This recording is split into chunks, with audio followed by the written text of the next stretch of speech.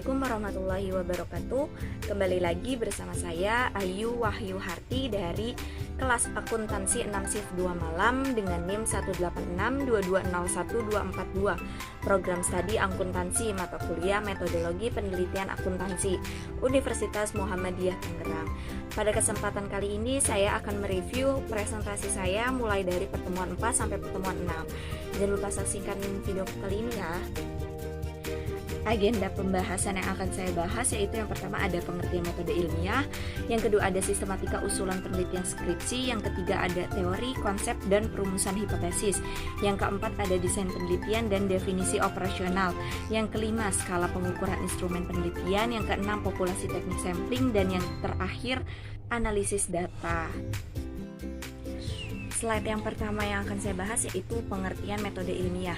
Pengertian metode ilmiah merupakan suatu proses keilmuan untuk mendapatkan pengetahuan secara sistematis melalui bukti fisik agar dapat memecahkan suatu permasalahan sehingga diperoleh kebenaran yang objektif serta dihasilkannya suatu kesimpulan yang didukung oleh bukti-bukti dan tersusun secara sistematis. Pembahasan yang kedua yaitu sistematika usulan penelitian skripsi, di mana terbagi menjadi dua yaitu penelitian kualitatif dan kuantitatif. Yang pertama itu ada metode penelitian kuantitatif, yaitu jenis penelitian yang lebih sistematis, spesifik, terstruktur, dan terencana sejak awal hingga mencapai kesimpulan. Penelitian kuantitatif menekankan pada penggunaan angka yang membuatnya lebih rinci dan lebih jelas. Selain menggunakan tabel, grafik, dan diagram juga sangat mudah dibaca. Metode kuantitatif ini mendukung beberapa metode, yaitu metode deskriptif, survei, perbandingan, penelitian tindakan, paparan, dan korelasi. Sedangkan metode penelitian kualitatif merupakan metode yang berfokus pada aspek pemahaman mendalam tentang suatu masalah daripada melihat masalah untuk penelitian generalisasi. Metode penelitian ini lebih suka menggunakan teknik analisis mendalam yang melibatkan memeriksa kasus dalam satu kasus karena metodologi kualitatif berpikir bahwa sifat masalah akan berbeda dari sifat masalah lainnya. Tujuan metodologi ini bukanlah generalisasi, tetapi pemahaman mendalam tentang suatu masalah. Fungsi penelitian kualitatif memberikan kategori substantif dan hipotesis penelitian kualitatif. Dalam penelitian kualitatif dan kuantitatif terbagi menjadi 3 bagian, yaitu ada latar belakang masalah, tinjauan pustaka, dan metode penelitian. Selanjutnya yaitu teori, konsep, dan perumusan hipotesis. Landasan teori. Landasan teori adalah sebuah konsep dengan pernyataan yang tertata rapi dan sistematis, memiliki variabel dalam penelitian. Karena landasan teori menjadi landasan yang kuat dalam penelitian yang akan dilakukan. Oleh karena itu, dengan menciptakan landasan teori yang baik dalam penelitian akan menjadi salah satu hal yang terpenting. Karena landasan teori yang menjadi sebuah landasan dalam penelitian itu sendiri. Selanjutnya yaitu adapun langkah-langkah yang harus diperhatikan dalam membuat landasan teori. Yang pertama, usahakan pustaka terbaru, relevan, dan asli dari jurnal ilmiah. Yang kedua, usahakan dengan jelas kajian pustaka yang menimbulkan gagasan dan mendasari penelitian yang akan dilakukan. Yang ketiga, tinjauan pustaka menguraikan teori, temuan, dan bahan lain yang diperoleh dari acuan yang dijadikan landasan untuk penelitian yang diusulkan. Yang keempat, uraian tinjauan pustaka menjadi landasan untuk menyusun kerangka atau konsep yang akan digunakan dalam penelitian. Slide selanjutnya yaitu ada manfaat landasan teori. Yang pertama ada memperdalam pengetahuan tentang bidang yang akan diteliti. Yang kedua, mengetahui hasil penelitian yang berhubungan yang sudah pernah dilaksanakan. Yang ketiga, memperjelas masalah penelitian. Lalu ada penulisan sumber catatan. Format dasar yang pertama itu ada teks, nama keluarga pengarang, tahun terbitan. Yang kedua nama pengarang teks, kurung buka, tahun terbitan, kurung tutup. Nah, selanjutnya yaitu ada jenis landasan teori yang terbagi menjadi 2, yaitu grand teori dan penelitian sebelumnya. Untuk penulisan sumber catatan yaitu kurung buka, nama belakang, dan tahun, kurung tutup. Contohnya, kepemimpinan adalah kegiatan mempengaruhi orang lain agar ikut serta dalam mencapai tujuan umum menurut Cons dan O'Donnell tahun 2008. Yang kedua yaitu ada Mayangsari tahun 2002 menunjukkan bahwa kualitas audit dapat diproksikan dengan spesialisasi industri auditor. Selanjutnya yaitu ada kerangka konsep. Paradigma penelitian merupakan pola pikir yang menunjukkan hubungan antar variabel yang akan diteliti. Paradigma sederhana yang menunjukkan pengaruh dan hubungan antara variabel X dengan variabel Y. Selanjutnya yaitu ada perumusan hipotesis. Hipotesis dapat diartikan sebagai pernyataan statistik tentang parameter populasi. Dalam penelitian, hipotesis diartikan sebagai jawaban sementara terhadap rumusan masalah penelitian. Jenis hipotesis terbagi menjadi dua, yaitu ada tanpa arah dan berarah. Contoh untuk tanpa arah: kualitas audit mempengaruhi kualitas laporan keuangan. Sedangkan contoh untuk yang berarah yaitu kualitas audit berpengaruh positif atau negatif pada kualitas laporan keuangan. Selanjutnya ada hipotesis statistik. Dalam hipotesis statistik dan penelitian terdapat dua macam hipotesis, yaitu yang pertama itu ada hipotesis nol dan hipotesis alternatif. Hipotesis nol dapat diartikan sebagai tidak adanya perbedaan antara parameter dengan statistik, atau tidak adanya perbedaan antara ukuran populasi dan ukuran sampel. Sedangkan hipotesis alternatif adalah lawannya dari hipotesis nol, yang berbunyi adanya perbedaan antara data populasi dengan data sampel.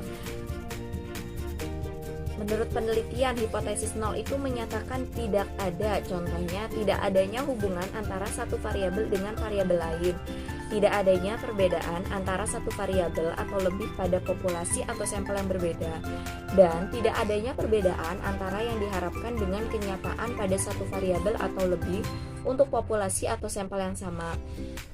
Sedangkan hipotesis alternatif menyatakan adanya hubungan perbedaan atau perbedaan.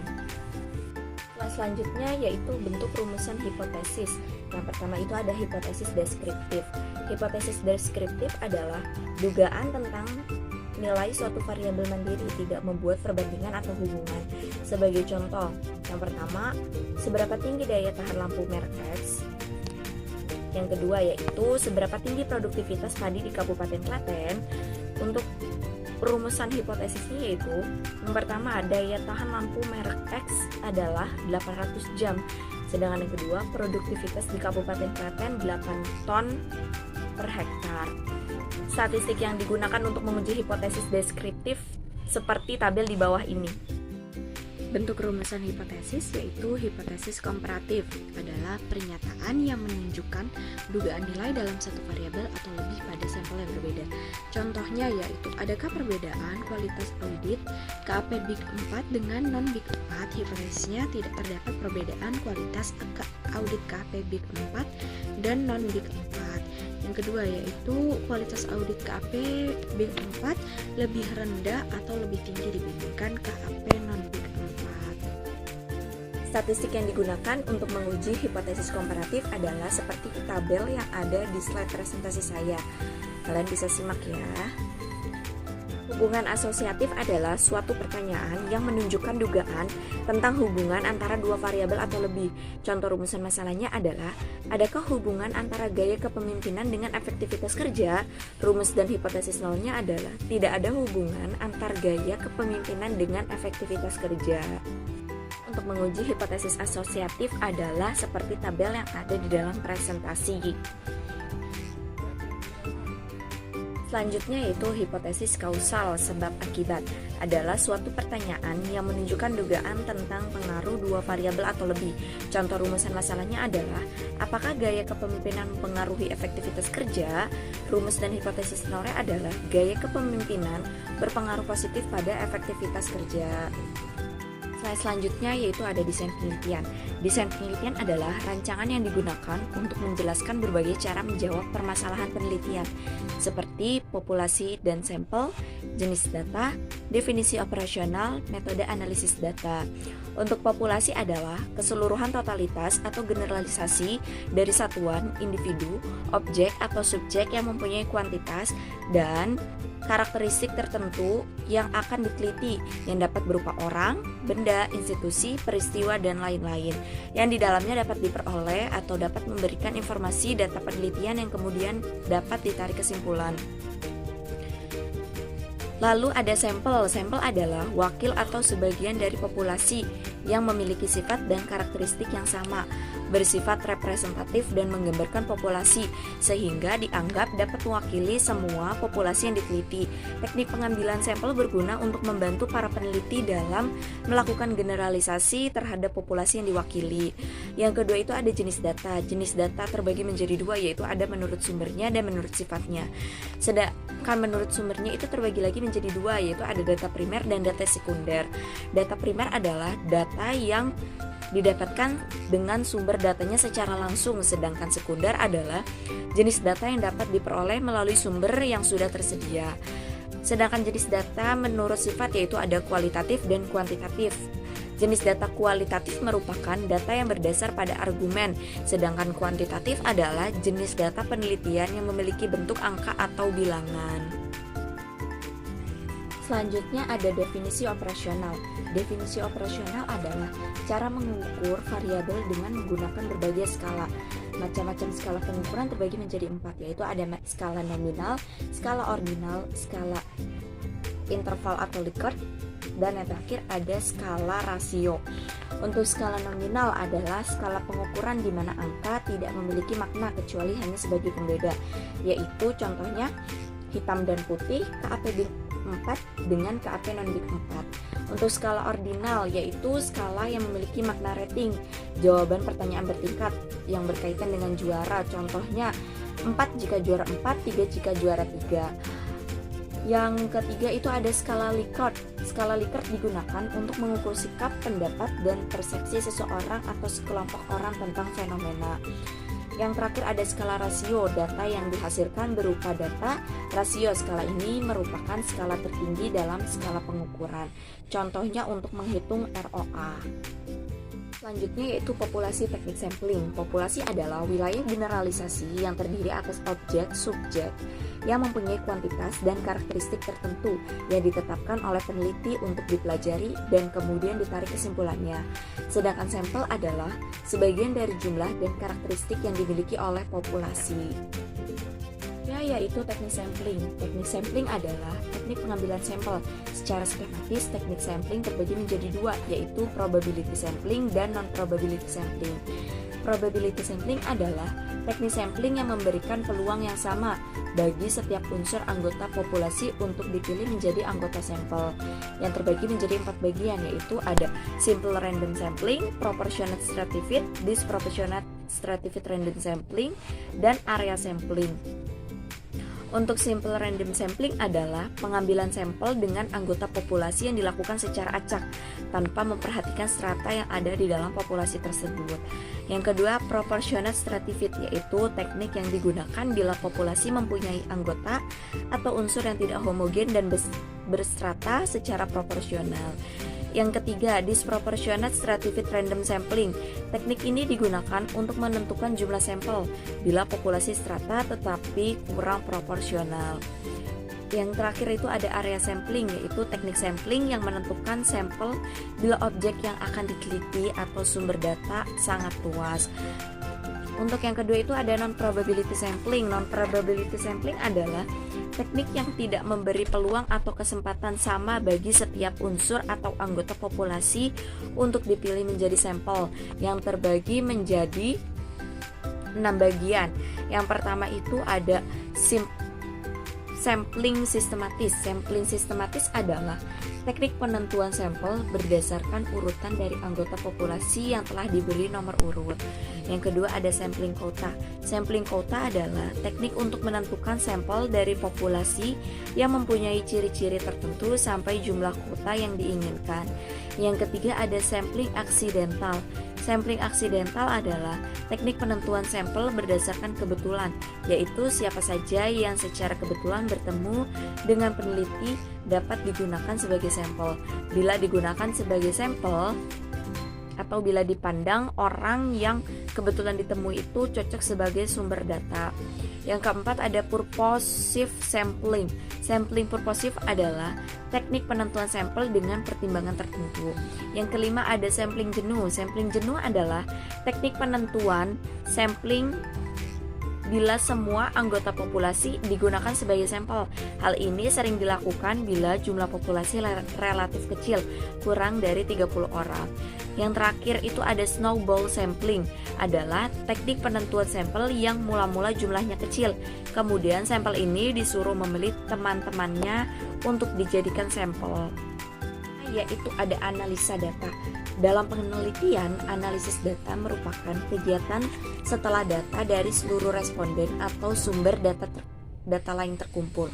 Kegiatan dalam analisis data terbagi menjadi 5, yaitu yang pertama, mengelompokkan data berdasarkan variabel dan jenis responden, mentabulasi data berdasarkan variabel dari seluruh responden, yang ketiga, menyajikan data tiap variabel yang diteliti, yang keempat, melakukan perhitungan untuk menjawab rumusan masalah, yang kelima, melakukan perhitungan untuk menguji hipotesis yang telah diujikan. Teknik analisis data dalam penelitian menggunakan statistik. Terdapat dua macam statistik yang digunakan untuk analisis data dalam penelitian, yaitu statistik deskriptif dan statistik inferensial. Statistik deskriptif adalah statistik yang digunakan untuk menganalisis data dengan cara mendeskripsikan atau menggambarkan data yang telah terkumpul. Sedangkan statistik inferensial adalah statistik yang sering disebut sebagai statistik induktif atau statistik probabilitas. Adalah teknik statistik yang digunakan untuk menganalisis data sampel dan hasilnya diberlakukan untuk populasi.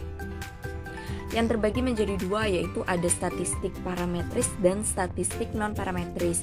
Statistik parametris adalah statistik yang digunakan untuk menganalisis data interval dan rasio. Statistik parametrik digunakan untuk menguji hipotesis dan variabel yang terukur.